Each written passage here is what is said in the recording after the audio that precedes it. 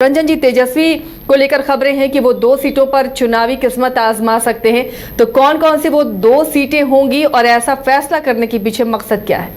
देखिए, ये चर्चा इन दिनों हो रही है कि तेजस्वी यादव शायद 2 जगह से विधानसभा का चुनाव लड़ें। एक तो उनकी ट्रेडिशनल सीट है राघोपुर की सीट, वहाँ से तो वो लड़ेंगे ही, ये तो बिल्कुल तय है। लेकिन ये भी कयास लगाए जा रहे हैं कि तेजस्वी यादव जो हैं एक और सीट से चुनाव लड़ सकते हैं, और वो सीट होगी कहाँ, कौन सी सीट होगी? तो चर्चा ये है कि वो सीट जो है मिथिलांचल में होगी, और वो सीट होगी फूलपरास की सीट। फूलपरास की सीट इसलिए हो सकती है, उसके पीछे जो वजह लोग समझ रहे हैं वो ये है कि ये सीट बहुत ख़ास है। और आपको बताऊं कि जब जननायक कर्पूरी ठाकुर, भारत रत्न कर्पूरी ठाकुर जब 1977 में बाई इलेक्शन में यहाँ से चुनाव लड़े थे और फिर वो बिहार के मुख्यमंत्री बने थे, तो ये सीट वैसे भी ख़ास है। और जब कर्पूरी ठाकुर की जयंती मनाई जा रही थी तो आरजेडी ने फूलपरास में ही कर्पूरी जयंती मनाई। तो इससे एक कयास लग रहा है, क्योंकि उस समय तेजस्वी यादव भी थे, तो कयास लग रहा है कि अगर दूसरी सीट कोई चुनेंगे तेजस्वी यादव तो वो फूलपरास की सीट हो सकती है। इसी तरह से जब वोटर्स अधिकार यात्रा निकली तो राहुल गांधी, तेजस्वी यादव साथ में थे, तो उसका भी एक ठहराव जो है वो फूलपरास में हुआ था। तो इससे लोगों को लगता है कि तेजस्वी यादव के बैक ऑफ द माइंड में जो एक और सीट है वो फूलपरास की सीट है। अब सवाल उठता है कि तेजस्वी अगर 2 जगह से लड़ते हैं तो क्यों लड़ेंगे? ये एक बड़ा सवाल है। क्या उन्हें राघोपुर में अपनी जीत को लेकर कोई संशय है? तो देखिए, मुझे नहीं लगता कि ऐसा कोई संशय उनके मन में होगा। वो राघोपुर से निश्चित तौर पर लड़ेंगे और वहां पर जो है प्रबल दावेदार भी हैं अब तक वो जीत के। लेकिन दूसरी सीट चुनने के पीछे जो बड़ी वजह है वो ये है कि मिथिलांचल वो क्षेत्र है जहां आरजेडी का प्रदर्शन बेहतर नहीं रहता है।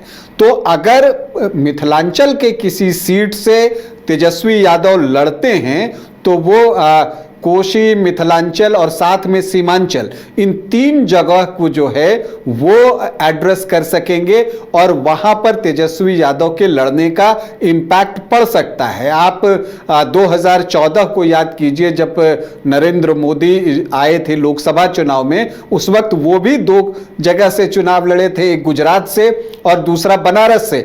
और बनारस से लड़ने के पीछे वजह ये थी कि यूपी एक इंपॉर्टेंट राज्य था, वहां लोकसभा की ज्यादा सीटें थी, और जब वो बनारस लड़ते थे तो अगल बगल की कई सीटें जो है उस पर उसका इम्पैक्ट पड़ता है। तो इसीलिए कई बार बड़े नेता 2 जगह से चुनाव लड़ते हैं, तो उसके पीछे सिर्फ ये वजह नहीं होती कि उनको कहीं लड़ते समय जो है कोई संशय है, बल्कि वो इसलिए लड़ते हैं कि पार्टी की बेहतरी के लिए ये किया जा सकता है। तो ऐसी स्थिति में हो सकता है कि तेजस्वी यादव फूलपरास से लड़ें। हालांकि उन्होंने इस बात की कोई पुष्टि नहीं की है, लेकिन यह भी बात है कि उन्होंने कोई इनकार भी नहीं किया है। तो इसलिए अभी कयास लगाए जा रहे हैं। लेकिन अगर तेजस्वी यादव फूलपरास से लड़ते हैं चुनाव, तो वहां पर भी उनका मुकाबला जो है बिहार सरकार की मंत्री से होगा। शीला मंडल वहां पर अभी सिटिंग विधायक हैं और उनके साथ ही जो है तेजस्वी यादव का मुकाबला होगा अगर तेजस्वी यादव फूलपरास से लड़ते हैं। फूलपरास से लड़ने के पीछे जो लोग एक और कारण समझते हैं कि फूलपरास में जो 18 चुनाव हुए हैं उसमें 13 बार जो है यादव ही वहां से चुनाव जीते हैं। तो इस वजह से भी लोगों को लगता है कि चूंकि यहां एमओआई का जो समीकरण है वो बहुत स्ट्रांग है, तो ये सीट जो है स्वभाववश आरजेडी की तरफ जो है वो झुका हुआ दिखता है। लेकिन ये दिलचस्प है कि आज तक फूलपरास में आरजेडी को कभी जीत नहीं मिली। यहां तक कि पिछली बार इस सीट पर आरजेडी लड़ा भी नहीं, तब जो है कांग्रेस पार्टी यहां से चुनाव लड़ी थी। कृपानाथ पाठक जो है वो यहां से प्रत्याशी थे।